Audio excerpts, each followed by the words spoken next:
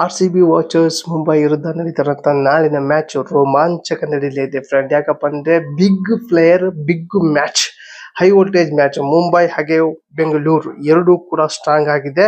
ಹಾಗೆ ಈ ಒಂದು ಮ್ಯಾಚ್ ನಲ್ಲಿ ಟೋಟಲ್ ಆಗಿ ವೆಂಕಟೇಶ್ ಸ್ಟೇಡಿಯಂ ಮುಂಬೈದಲ್ಲಿ ನಡೀತಾರಂತ ಈ ಒಂದು ಮ್ಯಾಚ್ ನಲ್ಲಿ ಟೋಟಲ್ ಆಗಿ 4 ಮ್ಯಾಚ್ ಆಡಿರುವಂತ ಮುಂಬೈ 3 ಮ್ಯಾಚ್ ಸೋತಿದೆ, 1 ಮ್ಯಾಚ್ ಗೆದ್ದಿದೆ. 3 ಮ್ಯಾಚ್ ಆಡಿರುವಂತ RCB 2 ಮ್ಯಾಚ್ ಗೆದ್ದಿದೆ, 1 ಮ್ಯಾಚ್ ಸೋತಿದೆ. ಟೋಟಲ್ ಆಗಿ ಎರಡೂ ಟೀಮ್ಗಳು ಒಂದೊಂದು ಮ್ಯಾಚ್ ಸೋತು ಈಗ ಆಡೋಕೆ ಬರ್ತಾ ಇದೆ ಫ್ರೆಂಡ್. ಟೋಟಲ್ ಆಗಿ ಎರಡೂ ತಂಡದ ಪ್ಲೇಯರ್ ನೋಡೋದಾದ್ರೆ ಸ್ವಲ್ಪ ಮಟ್ಟಿಗೆ ಇಲ್ಲಿ RCB ಮೇಲ್ಗೈ ಆಗುತ್ತೆ ಫ್ರೆಂಡ್. ಯಾಕಂದ್ರೆ ಇಲ್ಲಿ ಸ್ಟ್ರಾಂಗ್ ಇರುವಂತ ಪ್ಲೇಯರ್ RCB ಕಡೆ ಇದ್ದಾರೆ.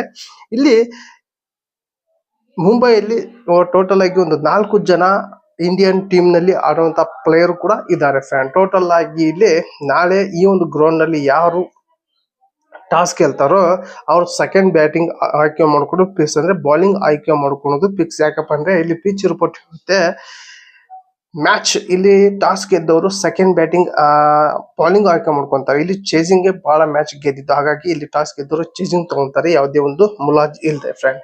ಟೋಟಲ್ ಆಗಿ ಇಲ್ಲಿ ಟಾಸ್ ಬಹಳ ಇಂಪಾರ್ಟೆಂಟ್ ಆಗುತ್ತೆ ಫ್ರೆಂಡ್ ಈ ಒಂದು ಮ್ಯಾಚ್ಗೆ.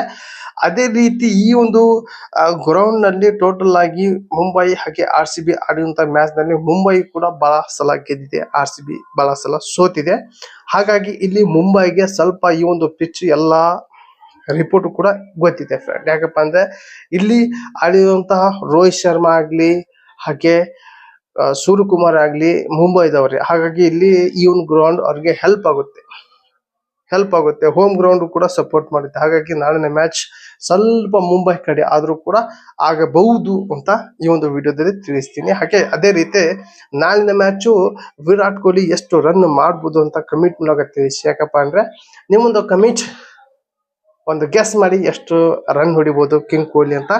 ಅದರ ಮಟ್ಟಿಗೆ ಒಂದು ಸರ್ಪ್ರೈಸ್ ಇರುತ್ತೆ. ಯಾಕಪ್ಪ ಅಂದ್ರೆ ಒಂದು ಗೆಸ್ ಮಾಡಿದ್ರೆ ಒಂದು 50+ ಇನ್ನು 100 ಬರುತ್ತೋ ಅನ್ನೋದು ಕೂಡ ಒಂದು ಗೆಸ್ ಆಗಿ ಒಂದು ಕಮಿಟ್ ಮಾಡ್ಕೊಂಡ್ಬಿಡುತ್ತೆ. ನಿಮ್ಗೆ ಸರ್ಪ್ರೈಸ್ ಆಗಿ ಒಂದು ನನ್ನ ಮುಖಾಂತರ ಒಂದು ರಿಪ್ಲೈ ಬರುತ್ತೆ ಫ್ರೆಂಡ್ ನಿಮ್ಮೊಂದು ಕಮಿಟ್ಗೆ ಫ್ರೆಂಡ್. ಟೋಟಲ್ ಆಗಿ ಈ ಒಂದು ವಿಡಿಯೋ ನಿಮಗೆ ಇಷ್ಟ ಆದರೆ ಒಂದು ಲೈಕ್ ಕೊಡಿ. ನಿಮಗೆ ಅನ್ಸುತ್ತೆ ಕಮೆಂಟ್ ಮೂಲಕ ತಿಳಿಸಿ. ಈ ಒಂದು ವಿಡಿಯೋ ನಿಮ್ಮ ಫ್ರೆಂಡ್ಗೆ ಶೇರ್ ಮಾಡಿ ಅಂತ ಹೇಳಿ ಎಂಡ್ ಮಾಡ್ತಾ ಇದ್ದೀನಿ. ಮತ್ತೆ ಅಂತ ಹೇಳಿ ಟೇಕ್ ಕೇರ್, ಬಾಯ್.